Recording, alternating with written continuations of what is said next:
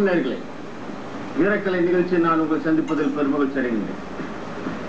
நேயர்களே, அந்த காலத்துலலாம் ஒரு மனிதன் சிறப்பாக வாழ அவனுக்கு கல்வி முக்கியமா, செல்வம் முக்கியமா, வீரம் முக்கியமா, கல்வியா, செல்வமா, வீரமா அப்படின்னு ஒரு கேள்வி எல்லாம் கேட்டு போதிச்சுட்டு இருந்தாங்க அந்த காலத்துல. இப்ப இந்த காலத்துல கல்வி இருக்கு, செல்வம் இருக்கு, வீரத்தை காணும். வீரத்தை பத்தி நிறைய பேருக்கு தெரியவே இல்லை. அதனாலதான் நமக்கு இந்த நிலை. ஒரு மனிதன் சிறப்பாக வாழ கல்வியும் அவசியம்.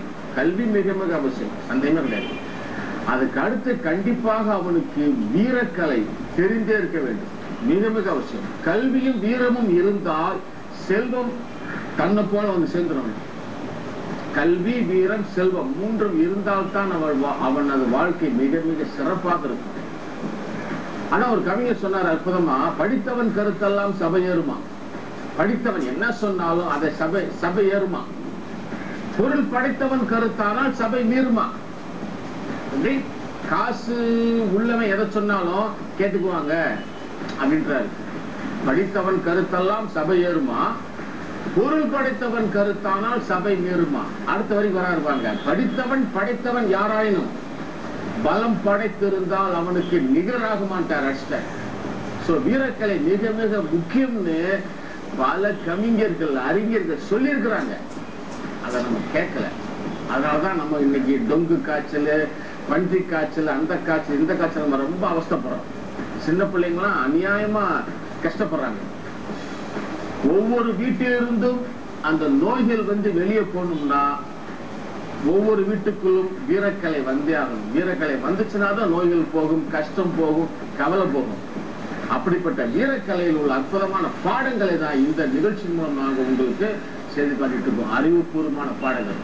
அப்படிப்பட்ட பாடத்துல ஒரு பாடத்தை இன்னைக்கு நான் உங்களுக்கு செய்து காட்ட போறேன். அது செல்ஃப் டிஃபென்ஸுக்கு எப்படி பயன்படுது நான் உங்களுக்கு செய்து காட்டுறேன், பாருங்க.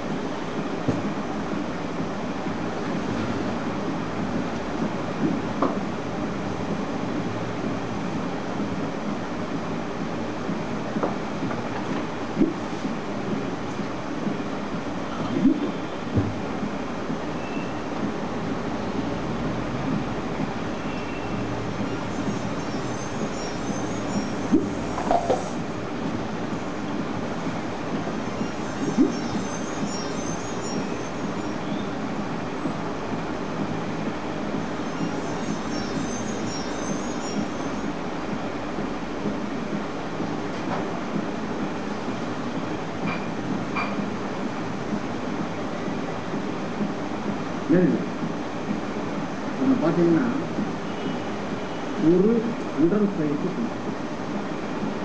இப்ப நான் செஞ்சு காட்டுற இந்த பயிற்சியில உடம்புக்கு மட்டும் பயிற்சி இல்லை, என் மூளைக்கும் பயிற்சி கொடுத்தேன். உடம்புக்கு மட்டும் பயிற்சி கொடுத்தா பத்தாது, மூளைக்கும் பயிற்சி கொடுக்கணும். நம்ம நாட்டில் மூளைக்கு எப்படி பயிற்சி கொடுப்பது அந்த விஷயம் இன்னும் தெரியாம இருக்கு. மூளைக்கு இப்படிதான் பயிற்சி கொடுக்கணும். நமது கை கால்களை வைத்து நம்ம எந்த அளவுக்கு அசைக்கிறோம், ஒரு அசைவு என்ன, அந்த அசை எதுக்காக அசைக்கிறோம், ஏன் அசைக்கிறோம், எப்படி அசைக்கிறோம், நாம் அசைப்பது சரியா, அது என்ன அர்த்தம் இருக்கு, எவ்வளவு பவர் போறோம், எவ்வளவு ஸ்பீடு போறோம், எவ்வளவு போர்ஸ் கொடுக்கிறோம், எவ்வளவு ஃபீல் பண்றோம் அப்படிங்கிறத யோசிச்சு செஞ்சோம்னா மூளைக்கு வேலை. உடம்புக்கும் மூளைக்கும் எந்த அளவுக்கு வேலை கொடுக்கிறோமோ அந்த அளவுக்கு மனம் நமது கட்டுப்பாட்டுக்குள்ள இருக்கும். உடம்பு மூளையும் மனசு நம்ம கட்டுப்பாட்டுக்குள்ள இருந்தால்தான் வாழ்க்கை மிக மிக மிக சிறப்பாக சந்தோஷமாக இருக்கும். எந்த கஷ்டம் வந்தாலும் தாங்கலாம். இல்ல இந்த உடம்புல சத்து இல்லைன்னு வச்சுங்களேன், நோய் வந்துடும், கான்பிடன்ட் போயிடும், அப்புறம் மனசு போச்சா இப்ப தற்கொலை தான் வரும். இப்ப தமிழ்நாட்டுல தற்கொலைகள் இப்ப ரொம்ப அதிகமா இருக்கு. தற்கொலைகள் அதுவும் குறையணும்னாலும், நோய்கள் போகணும்னாலும் உங்க வீட்டுக்குள்ள வீரக்கலை வந்தே ஆகும். வீரக்கலை வந்துச்சுன்னா அதெல்லாம் போகும். சரி, அடுத்த நிகழ்ச்சி வேறொரு பாடத்தோடு நான் உங்களை சந்திக்கிறேன். அதுவரை நன்றி, வணக்கம்.